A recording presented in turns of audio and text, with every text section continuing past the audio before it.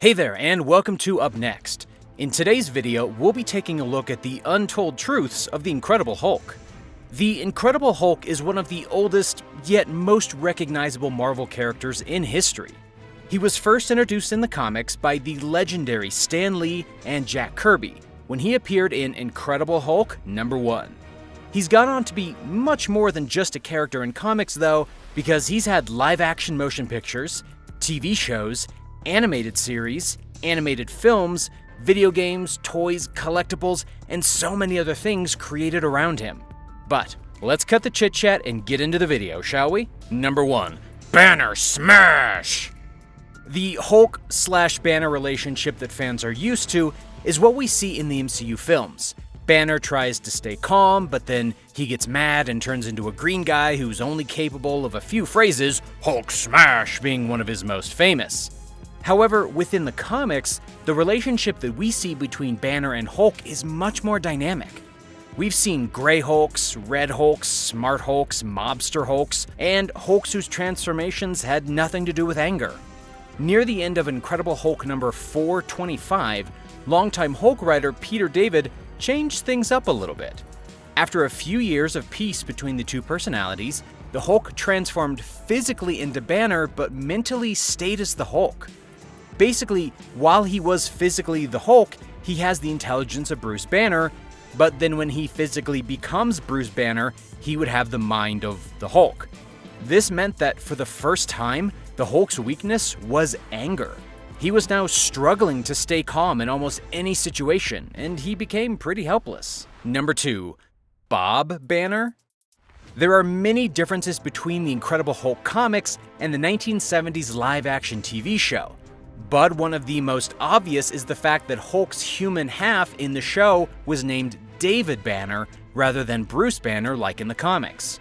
Lou Ferrigno said that the name Bruce Banner was the most absurd, ridiculous thing that he had ever heard. Stan Lee said the same thing as well in 2014's issue of the magazine Back Issue. However, Kenneth Johnson, the person who developed the Incredible Hulk show, told us a different story. He told IGN that he changed the name because he didn't want the show to seem comic booky. However though, this isn't the only time that Bruce Banner's name has been changed. When Stan Lee was writing the comics in the mid-60s, he used a different name. He would occasionally use alternative names for his characters to help him remember all the different names, but unfortunately, in one case this led to him referring to Bruce Banner as Bob Banner. His solution to this was announced in a 1964 Fantastic Four comic, where the full name of the Hulk's human alter ego was Dr. Robert Bruce Banner. Number 3. Who's the real Hulk?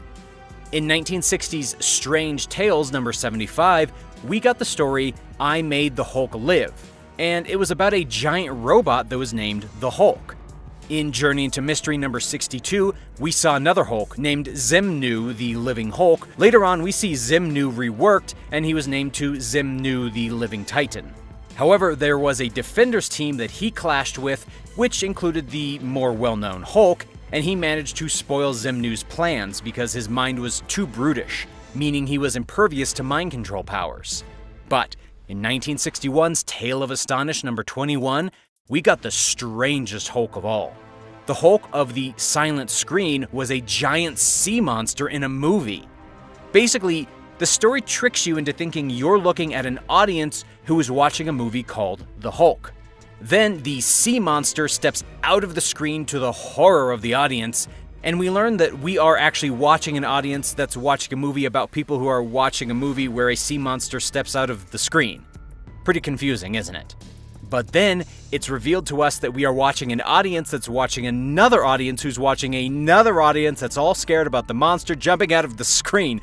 I honestly don't even know what to say because it's so confusing. Number 4. The Red Hulk is quite old.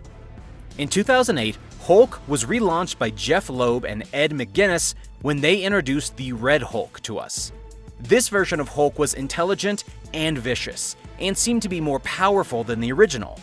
Although it took a long time for this to be revealed to us, in Hulk number 23 we learned that Red Hulk was actually General Thaddeus Thunderbolt Ross, who had hounded the original Hulk for many years. But it turns out this wasn't the first time that the Red Hulk was introduced and thought about. Kenneth Johnson, the guy who created the 1970s Incredible Hulk show, was confused at Marvel's choice of color for the Hulk and figured that red made more sense since this color was associated with anger. So he's technically the first guy who thought of the idea, but Stan Lee was adamant that the Green Hulk was more iconic, so he was never changed. Number 5.